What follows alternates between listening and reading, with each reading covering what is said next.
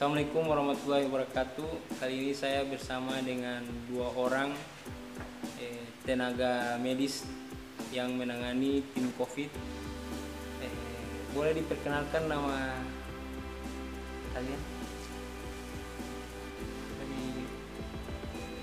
Baik, nama saya Alan.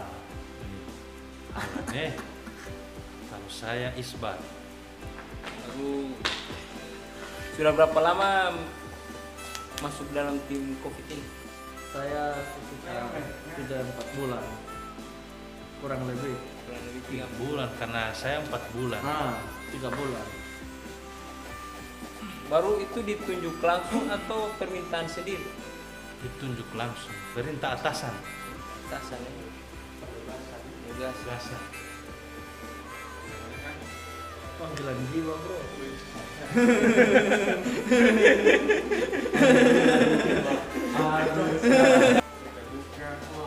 Oke, selama 4 bulan 3 atau 4 bulan begitu, bagaimana tanggapan keluarga ketika kalian jadi tim medis untuk COVID? Kan ada keluarga. Kalau alhamdulillah kalau dari keluarga sangat mendukung. Jadi karena ini sudah jadi karena orang sekolah di keperawatan dan ini bencana non alam, mau tidak mau memang harus mau.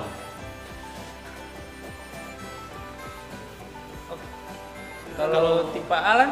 Kalau untuk kayaknya yang lebih banyak informasi dari Pak Alan, karena kalau saya memang sudah kerja di Alisabu dan kebetulan Alisabu sebagai rumah sakit rujukan ditunjuk untuk jadi perawat COVID harus mau. Nah, Alan ini kebetulan waktu itu Alisabu buka penerimaan untuk tenaga perawat yang siap langsung kerja di penanganan COVID.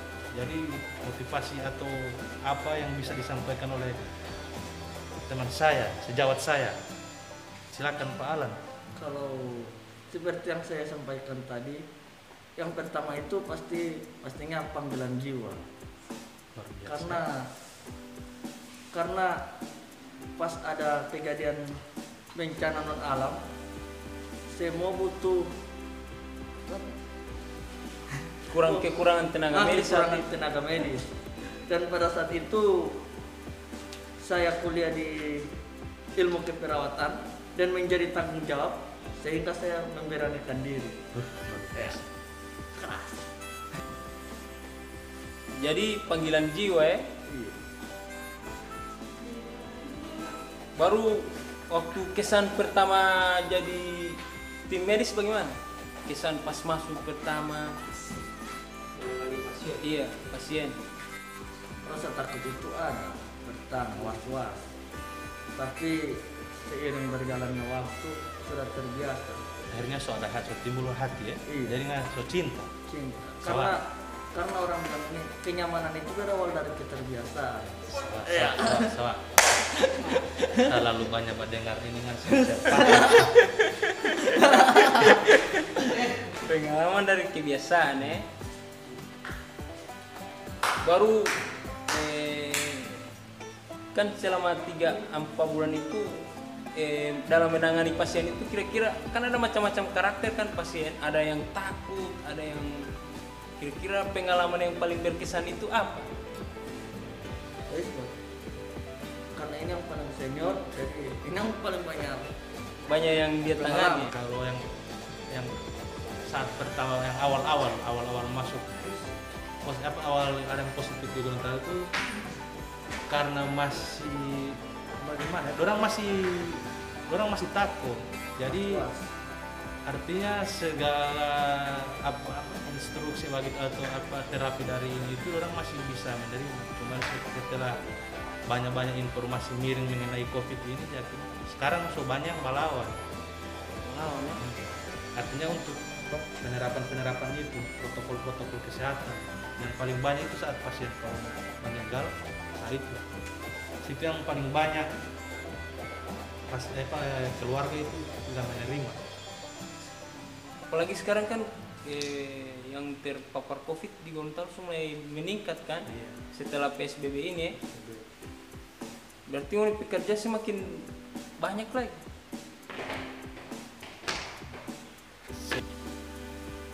Iya. Semakin banyak. Tidak juga semakin banyak, bagaimana ya? Artinya beban kerja semakin tinggi. Untuk saat ini kan ada tanggapan-tanggapan miring dari masyarakat kan tentang ini COVID ini. Sebenarnya itu pasien-pasien yang kalian tangani itu sebenarnya bagaimana? Seperti apa itu COVID itu di saat mereka di rumah sakit? Maksudnya gejalanya atau apa? Kalau untuk itu kita hanya bisa menjelaskan misalnya gejala yang timbul. Cuman kalau penyebab kenapa begini, kenapa dia sampai begini, itu yang punya kompeten untuk menjelaskan itu dokter. Contoh hanya bisa menjelaskan kalau macam kan COVID dia DP gejala yang timbul itu batuk. Jadi yang terang dapat batuk. Cuman kalau mau jelaskan kenapa sampai COVID bikin batuk itu tidak, maksudnya kayak penanganan kan perawat yang ditangani itu bagaimana? Kan ada yang kalau macam yang OTG kayaknya dari penanganan cuma karantina begitu. Iya. Nah, ada yang sudah masuk di rumah sakit itu apa yang dibuat, dikasih obat atau apa begitu? COVID itu kan dia menyerang DP saluran pernapasan. Gejala yang timbul itu batuk, sesak napas, itu yang paling khas. Nah, untuk penanganan itu kalau untuk di keperawatan, kalau batuk dia cukup orang ajarkan dia teknik batuk efektif. Untuk DP sesak napas, tolong atur DP posisi tidur. Yang sebelumnya dia mau tidur harus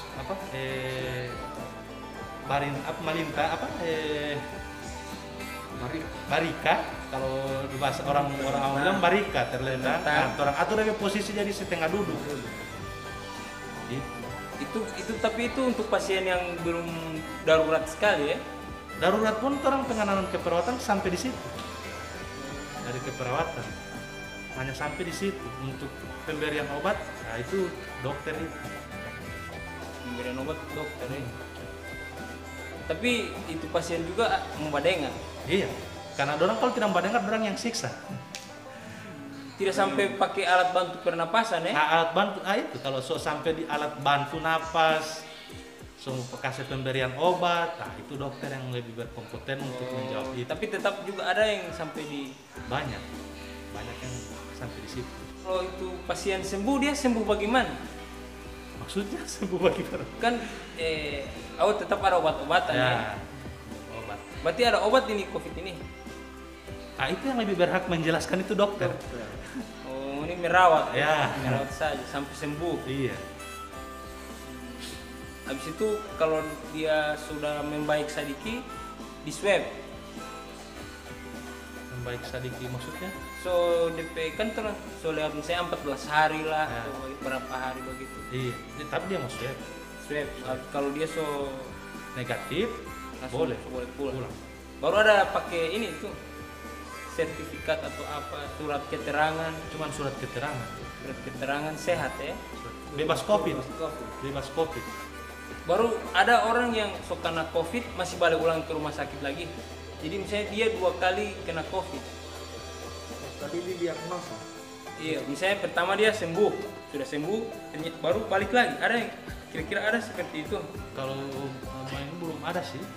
Jadi kalau cuma 1 kali langsung sembuh, jadi ada kemungkinan COVID itu kalau kemarin kan pasien masih sedikit. Nah, yang masih 20 ke bawah itu orang masih ingat karena masih sedikit yang positif. Nah. Alhamdulillah yang 20 kemarin itu tidak ada yang pulang kabar. Cuman sekarang kan so banyak, jadi orang sudah tidak tahu mana yang positif, mana yang pulang balik ulang, orang sudah tidak tahu. Saking DP banyak. Cuma waktu 20 kemarin itu alhamdulillah tidak ada yang pulang kabar. Kesan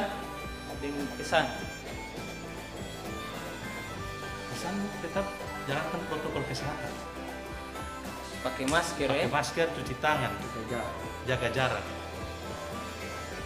Kalau kesan luar biasa. Apa beda kan COVID itu kan batuk sama sesak napas. COVID itu DP nama virus. Iya, DP efek DP gejala itu. Nah, DP lender itu sama. Kalau untuk membajelaskan lagi itu, ada lagi DP bagian lagi itu. Oh begitu ya. Beda-beda ya. Beda-beda. Ada poksi masing-masing itu. Ada yang mau sampaikan Tergantung ke, pertanyaan. ke masyarakat, penyampaian apa yang unek-unek yang mau dirasa tuh. Saya apa yang ingin mau disampaikan ke masyarakat. Kalau dari Torat mungkin tetap orang lebih menekankan itu protokol kesehatan tetap harus. Karena sekarang ini kan makin lama makin bertambah kan. Justru dengan herd immunity ini, siapa yang kuat DP immunity akan bertahan. Gitu ya. Iya. Jadi intinya jaga kesehatan juga ya. Iya.